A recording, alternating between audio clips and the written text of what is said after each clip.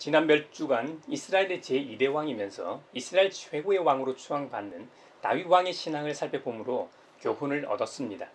이제 그 다윗이 죽고 제3대 왕으로 등극한 솔로몬에 대해 살펴보겠습니다. 열왕기상 3장은 다윗 왕의 후계자 이 솔로몬으로 결정되고 그에 따라 후계 자급이 견고하게 되는 과정을 그리고 있는 1, 2장과 왕위에 오른 솔로몬의 성공적인 통치를 기록하고 있는 4장에서 10장을 이어주는 연결고리가 됩니다. 오늘 본문에는 다윗이 이스라엘을 40년 동안 다스리고 죽어서 그의 조상과 함께 다윗성에 안장되었다고 합니다. 그의 아들 솔로몬이 아버지 다윗을 이어서 이스라엘을 아주 튼튼하게 하였다고 기록합니다. 솔로몬 하면 떠오르는 것 중에 하나가 바로 하나님께 지혜를 구하는 솔로몬의 기도일 겁니다. 지혜를 구하는 기도가 바로 오늘 본문인데요. 솔로몬의 기도를 통해 저와 여러분도 이 지혜를 구하고 하나님으로부터 오는 이 하늘의 은혜와 지혜를 얻는 시간이 되길 바랍니다. 솔로몬은 주님을 사랑하였다고 합니다. 사랑하는 것을 어떻게 할 수 있을까요? 자기 욕심 없이 하나님의 일을 먼저 생각하는 것. 그것이 눈에 보이지 않으시는 이 주님을 사랑하는 방법 아닐까요? 고대 그리스의 전래 동화인 이솝 우화에 보면 우리에게 친숙한 금도끼, 은도끼, 설화가 나옵니다. 이 금도끼, 은도끼, 설화가 한국적 토착화를 거치면서 헤르메스는 이 산신령으로 변모하게 됩니다. 하루는 나무꾼이 산에서 나무를 하다가 그만 실수로 연못에 도끼를 빠뜨렸습니다. 연못에 앉아서 하염없이 울고 있을 때 산신령이 나타나 우는 사연을 묻습니다. 사연을 들은 산신령은 연못 속으로 들어가 처음에는 금도끼를 찾아와서 이 금도끼가 네 도끼냐고 묻습니다. 이에 나무꾼은 정직하게 아닙니다 라고 대답합니다. 산신령은 다시 연못 속으로 들어가 이번에는 은도끼를 가져와서 이 은도끼가 네 도끼냐라고 묻습니다. 이번에도 나무꾼은 자기 도끼는 나무로 만든 쇠도끼라고 대답합니다. 다시 산신령이 연못 속으로 들어가 이번에는 진짜 나무꾼의 도끼를 가지고 나옵니다. 이에 나무꾼은 기뻐하며 네, 그 쇠도끼가 제 도끼입니다 라고 대답합니다.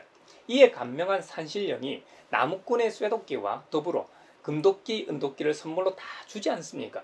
반면에 이 이야기를 전해들은 이 욕심쟁이는 일부러 자기 도끼를 연못에 빠뜨렸다가 오히려 화를 당한다는 이야기가 이솝 우화에 나오는 줄거리입니다. 이 금도끼, 은도끼, 설화는 인간의 정직함에 대한 교훈적 내용을 강조합니다. 나무꾼은 산신령으로부터 직접적으로 무력에 대한 유혹을 받았습니다. 하지만 정직하게 자신의 쇠도끼를 선택함으로 복을 받았습니다. 반대로 욕심이 아주 많은 사람은 화를 당하였습니다. 이러한 설화는 정직한 사람이 복을 받는다는 인간의 보편적 윤리관을 보여준다 하겠습니다. 이 때문에 올바른 심성을 길러야 하는 어린이들의 전래 동화로 사랑받고 있는 것 같습니다. 여러분, 이 이솝 우화의 금도끼, 은도끼, 설화 같은 이야기가 열왕기상 3장에 나옵니다. 솔로몬 초기에도 아직 예루살렘 성전이 완공되지 않았던 모양입니다. 그래서 백성들은 여러 곳에 있는 산당에서 하나님께 제사를 드리며 예배했다고 합니다. 당시 가나안 땅에는 곳곳에 산당이 설치되어 있었고 가나안 사람들은 그곳에서 바알신에게 제사를 드렸습니다. 산당은 높은 곳이라는 이 히브리어에서 왔습니다. 주전 3000년 전부터 가나안 사람들은 나무가 있는 이 언덕에 성소를 세웠다고 합니다. 그래서 모세가 가나안에 들어가면 산당을 다 헐라고 명령하였던 것이죠. 이스라엘 백성들조차 성전이 없었기 때문에 각자 가까운 산당을 예배 처소로 사용할 수밖에 없었던 상황이었습니다. 사무엘도 산당에서 제사를 드렸으니까 말이죠. 예루살렘 성전이 완공된 이후에는 예루살렘을 중심으로 제사를 드리며 주님을 예배했습니다만 불행하게도 이곳 산당에서 처음에는 하나님을 섬겼으나 후에는 가나안 족속같이 우상숭배와 혼합주의의 소굴이 되었던 곳이 바로 산당이었습니다. 그 예로 선한 왕 히스기야의 아들 므낫세가 왕위에 오른 후 가장 심하였는데요. 아버지 히스기야가 헐어버린 이 산당을 재건하고 바알의 제단과 아세라 목상을 다시 만들었다고 합니다. 솔로몬도 여러 산당 중 한 곳에서 하나님을 예배했습니다. 그 중에서도 가장 유명한 산당이 있는 기브온에서 제사를 드리며 예배했다고 합니다. 기브온 산당은 하나님의 언약궤가 있는 예루살렘에서 이 서북쪽으로 약 9km 정도 떨어진 곳에 있었습니다. 언약궤가 예루살렘에 있었음에도 불구하고 솔로몬이 기드온 산당까지 가서 제사를 드렸던 이유는 모세가 광야에서 지은 하나님의 성막과 번제단이 그 당시 기브온 산당에 있었기 때문입니다. 왕이 된 솔로몬은 온 회중과 함께 성막이 있는 기브온 산당으로 가서 1000마리 희생 제물로 번제를 드렸습니다. 솔로몬 이 통치 초창기였기 때문에 솔로몬은 아버지 다윗의 법도를 따라서 살았습니다. 다윗이 평생 지키며 살았던 이 바로 하나님의 법도대로 솔로몬이 살았기 때문에 하루는 솔로몬의 꿈에 하나님이 나타나셨습니다. 이솝 우화의 금도끼, 은도끼, 설화처럼 솔로몬의 꿈에 주님이 나타나셔서 솔로몬에게 말씀하십니다. 내가 너에게 무엇을 주기를 바라느냐? 나에게 구하여라. 이에 솔로몬이 대답합니다. 그 대답하는 내용이 열왕기상 3장 6절에서 9절입니다. 주님께서는 주님의 종이요 나의 아버지인 다윗이 진실과 공의와 정직한 마음으로 주님을 모시고 살았다고 해서 큰 은혜를 베풀어 주시고 또 그 큰 은혜로 그를 지켜주셔서 오늘과 같이 이렇게 그 보좌에 앉을 아들까지 주셨습니다. 그러나 주 나의 하나님, 주님께서는 내가 아직 어린아이인데도 나의 아버지 다윗의 뒤를 이어서 주님의 종인 나를 왕이 되게 하셨습니다. 나는 아직 나가고 들어오고 하는 처신을 제대로 할 줄 모릅니다. 주님의 종은 주님께서 선택하신 백성, 꼭 그 수를 셀 수도 없고 계산을 할 수도 없을 만큼 큰 백성 가운데 하나일 뿐입니다. 그러므로 주님의 종에게 지혜로운 마음을 주셔서 주님의 백성을 재판하고 선과 악을 분별할 수 있게 해 주시기를 바랍니다. 이렇게 많은 주님의 백성을 누가 재판할 수 있겠습니까? 솔로몬은 먼저 자신의 부족함과 필요를 잘 알고 주님께 고백하였습니다. 그리고 솔로몬은 그 옛날 아브라함의 하나님, 이삭의 하나님, 야곱의 하나님이 되시는 그 주님께 자신의 아버지 다윗의 하나님으로 고백하면서도 무엇보다 자신의 개인적인 하나님으로 고백하며 은혜의 보좌 앞에 나아갔음을 우리가 기억해야 하겠습니다. 신앙이라는 것은 공동체적으로 고백하는 것도 중요하지만 무엇보다 개인적인 고백과 만남, 체험이 매우 중요합니다. 솔로몬은 자신을 가리켜 어린 아이라고 부르며 나이의 적음보다는 국사의 경험이 없는 미숙함을 고합니다. 왕의 직분을 제대로 수행할 수 없는 무능력을 고백하고 하나님의 은혜를 구하는 겸양을 보입니다. 또한 자신이 다스려야 할 백성이 누구의 백성인지 정확하게 인지하고 있었다는 점입니다. 자신이 다스려야 했던 백성은 세상의 여느 백성이 아니라 창조주 하나님의 택한 백성임을 명심했다는 말입니다. 그는 왕정의 성격과 자신의 이 직임을 잘 이해하고 있었다는 말입니다. 우리도 교회에서 직분을 맡고 또 사회적으로도 여러 이 지위나 위치에 오를 때나 역할을 할 때 이 점을 명심해야 합니다. 물론 우리가 살아가는 곳은 대한민국이고 대한민국은 종교의 자유가 인정되는 나라입니다만 우리가 믿고 섬기는 하나님의 나라요 백성임을 명심하고 겸손히 지혜를 구하며 섬긴다면 이 나라가 바로 하나님의 나라가 아니겠는지요. 사실 인간사를 포함한 모든 역사와 우주의 이 움직임, 운행이 다 하나님의 나라이지요. 옳은 일을 위해 뜻을 정하였던 다니엘과 세 친구들처럼 주님께서는 솔로몬이 이렇게 정한 것이 마음에 드셨다고 합니다. 그래서 하나님께서는 크게 기뻐하시며 솔로몬에게 그가 구한 지혜뿐만 아니라 부귀와 영화도 모두 주십니다. 단 조건이 하나 있었습니다. 솔로몬의 아버지 다윗처럼 주님의 길을 걸으며 주님의 법도와 명령을 지켜야 한다는 것이었습니다. 솔로몬은 일반 사람들이 귀하게 생각하는 것, 자기 자신을 생각하여 오래 사는 문제, 물질의 문제, 자기에게 해코지한 일에 대한 원수 갚는 것을 구하지 않았습니다. 고대 근동의 왕들이 흔히 그 신들에게 구하는 요소가 바로 이런 것들이었습니다. 이에 반해 솔로몬이 구한 것은 신약시대 우리 예수님께서 우리에게 가르쳐 주셨던 것, 바로 하나님의 나라와 하나님의 의를 구하라. 그리하면 이 모든 것을 너희에게 도하시리라는 이 귀한 말씀 말입니다. 하나님께서 맡겨주신 백성들을 위한 재판하는 일에 무엇이 옳은지 분별하는 능력을 요구하였다는 겁니다. 이러니 주님의 마음에 쏙 들었겠죠. 이것이 바로 하나님의 자녀로서 살아가는 방식이요 마땅히 구해야 하는 기도일 겁니다. 에베소서 5장에 보면 빛의 자녀들의 생활에 관하여 권면하는 구절이 있습니다. 우리가 빛의 자녀로서 빛의 자녀답게 살아야 하는 근거로 기독론적인 이유를 듭니다. 에베소서 5장 초반에서 밝히는 것처럼 우리 예수님께서 우리 대신하여 하나님 앞에 화목 제물로서 향기로운 제물로 자기 몸을 내어주셨기 때문이라는 겁니다. 바로 십자가의 대속의 죽음을 가리킵니다. 지금도 마찬가지이지만 2000년 전 사도 바울이 살던 사회를 이교도들의 모임과 기독교인의 모임으로 대조하고 있습니다. 이교도들의 모임은 술과 세상적인 쾌락, 즉 음행이나 온갖 더러운 행위나 탐욕 등에 빠지기 쉬웠습니다. 그러므로 이런 일을 입에 담지 말라고 권하면서 농담이라도 이런 것을 입에 올리지 말고 감사의 말로 채우라는 겁니다. 그리고 특히 교회 안에서의 영적 생활에 대해 기술하고 있습니다. 이 구절에서 우리는 초대교회 시대의 모임에서 몇 가지 명백한 사실을 알 수 있습니다. 첫째로 초대교회는 노래하는 교회였다는 겁니다.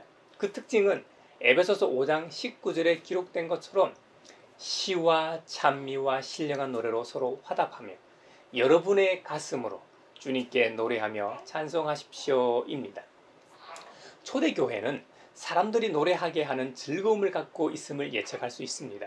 복음이 전 세계적으로 퍼져나가야 하는 초창기였기 때문에 지금보다는 이적이나 놀라운 일들이 많이 즉각적으로 일어났을 겁니다. 우리 주님, 예수님께서 복음을 전하시기 위해 약한 자, 병든 자들을 만져주시고 고쳐주심으로 그들을 먼저 위로하셨던 것처럼 말입니다. 그러니 이런 놀라운 일들을 행하신 주님을 찬양할 일이 참 많았을 겁니다. 맨날 새로운 사건 사고, 즉 좋은 의미에서의 간증거리들이 차고 넘쳤을 것이고 그 내용으로 살아계신 하나님을 찬양했으니 매 모임 때마다 새 노래로 찬양할 수밖에 없었을 겁니다. 둘째로 초대교회는 감사하는 교회였다는 점입니다. 2000년 전 그들은 본능적으로 모든 일에 대해 언제 어디서나 감사했다는 의미입니다. 사도 바울이 데살로니가 교회에 권면했던 내용처럼 범사에 감사했다는 것이죠. 물론 후세대인 우리보다는 훨씬 이른 세대인 황금의 입이라 불렸던 교부 이 크리소스톰은 진귀한 생각을 가지고 있었습니다. 뭐냐면요, 즉 기독교인은 지옥에 대해서도 감사해야 한다는 것이었습니다. 그 이유는 기독교인이 바른 길로 걸어가게 하는 위협이며 경고가 되기 때문이라는 것이죠. 주님의 몸된 교회는 교인들 모두가 하나님의 사랑이 그들을 구원하여 주시기 위해 자신을 낮추기까지 하셨다는 이 놀라운 사실에 대해 감격하고 있기 때문에 감사하는 교회였다는 것이죠. 지금 교회의 모습은 어떻습니까? 한국 교회에 이런 놀라운 감격이 있습니까? 걸어 다니는 교회로서 저와 여러분의 삶 속에서 날 구원하신 감격과 감사가 있는지요? 또 교회는 지금까지 인류가 죄로 인하여 소유하지 못했던 생각, 하나님의 손 안에 그들이 놓여 있다는 것을 생각하기 때문에 감사하는 교회였다는 것이죠.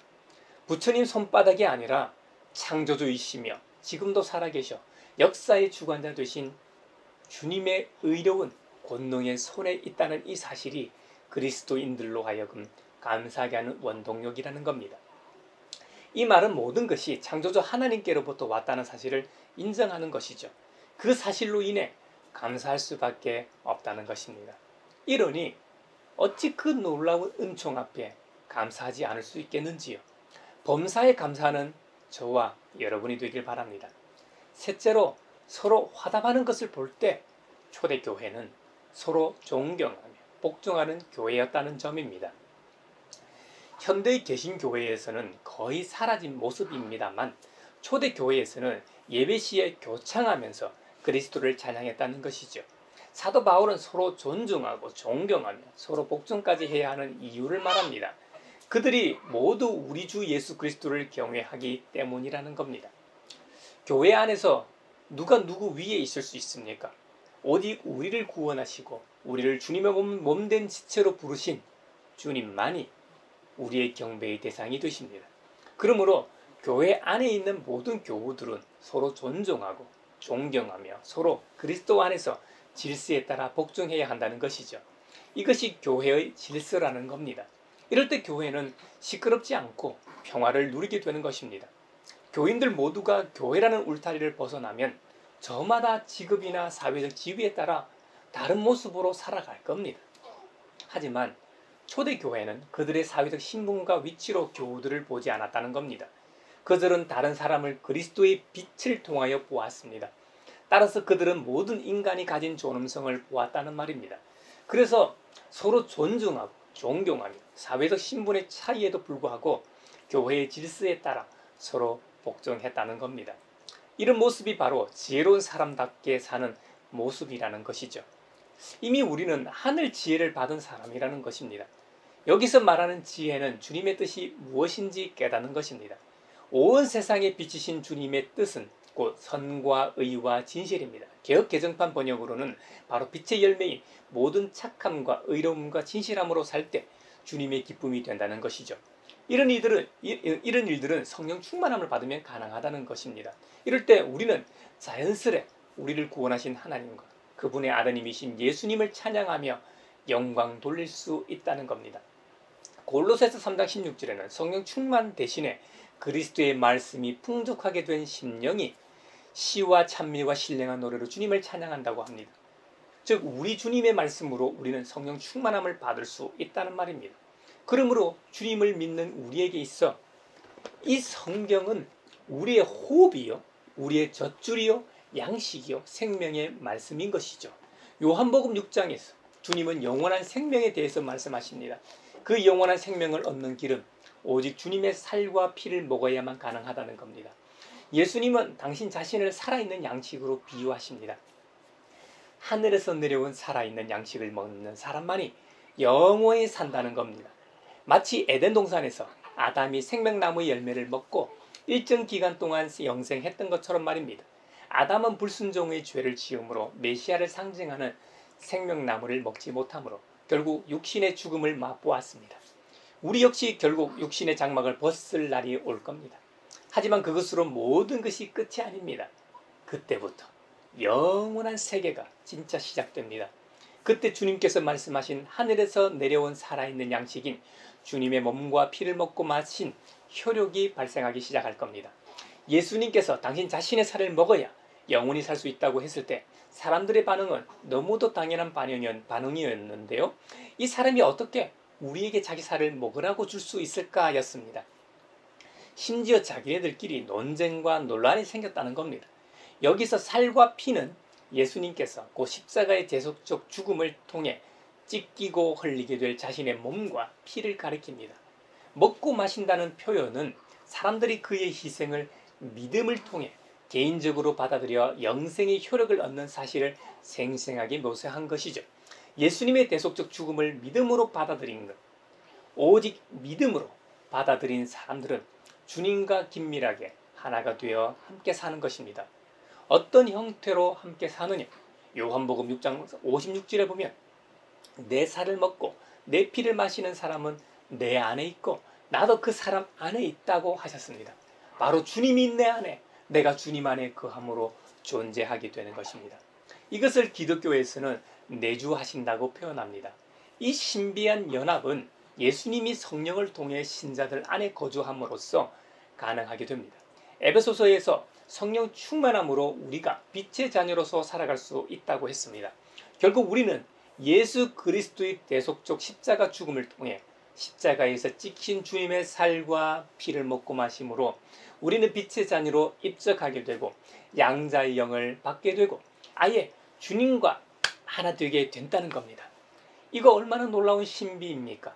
이 신비를 어떻게 말로 다 설명할 수 있겠습니까? 오직 주님의 은혜로 그 엄청난 신비를 경험하게 되고 또한 그 신비 안에서 살아가게 됩니다.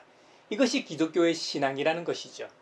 또한 예수님께서는 자신이 하늘에서 내려온 이 살아있는 양식임을 주장하시면서 그 근거로 아버지 하나님을 제시하고 있습니다. 요한복음 6장 57절인데요. 살아계신 아버지께서 나를 보내셨고 내가 아버지 때문에 사는 것과 같이 나를 먹는 사람도 나 때문에 살 것이다 하고 말씀하셨습니다. 인간의 육신의 아버지가 있어야 자녀가 존재할 수 있는 것처럼 예수님도 자신의 존재 이유를 아버지로부터 시작하십니다. 그리고 한 걸음 더 나아가 예수님의 존재론적 이유에서 아버지 하나님과의 관계를 설명하시므로 성부 하나님과는 존재론적으로 동일하시다고 선언하십니다. 그 예로 요한복음 6장 46절 보면 하나님께로부터 온 사람만이 아버지를 보았다. 우리 모든 인간은 엄마의 태에서 출생하였습니다. 이것을 성경에서는 땅에서 왔다는 의미로 사용합니다. 하지만 예수님만이 하늘에서 왔다고 말씀하십니다. 요한복음 14장 9절에 보면 나를 본 사람은 아버지를 보았다라는 구절에서 아버지 하나님과 예수님 자신을 동일시하십니다. 요한복음 10장 30절에서는 아예 노골적으로 나와 아버지는 하나이다 라고 말씀하십니다. 예수님 스스로 예수님께서 이 세상을 창조하신 창조주이시며 지금도 살아서 역사하는 주관자이심을 선언하시는 것이죠. 그러므로 누구든지 살아계신 생명의 양식이신 주님을 통하지 않고서는 영원한 나라에 들어갈 수도 없고 영원한 생명을 얻을 수도 없는 것이죠. 그러므로 우리는 믿음으로 예수님께서 십자가에서 몸 찢고 피 흘리신 은혜를 감사하며 믿음으로 그분의 살과 피를 먹음으로 영원한 생명을 얻어야 하겠습니다. 그러므로 그 주님이 내 안에 내가 그 주님 안에 거하는 신비를 경험할 수 있기를 바랍니다. 이 놀라운 신비를 우리만이 누릴 것이 아니라 아직 이 그리스도와 담을 쌓고 살아가고 있는 우리 주위 사람들에게 이 신비를 알리고 이 기쁜 소식으로 인해 함께 이 거룩하고 영광된 신비에 참여하는 은혜가 있기를 바랍니다. 우리는 오늘 빛의 자녀로서 부르심을 받은 우리가 어떻게 살아야 하는지 솔로몬과 사도 바울의 권면과 우리 주님의 말씀을 통해 살펴보았습니다. 이 모든 것이 주님의 은혜임을 기억하고 하나님의 나라와 그분의 의를 생각하며 살아야 하겠습니다.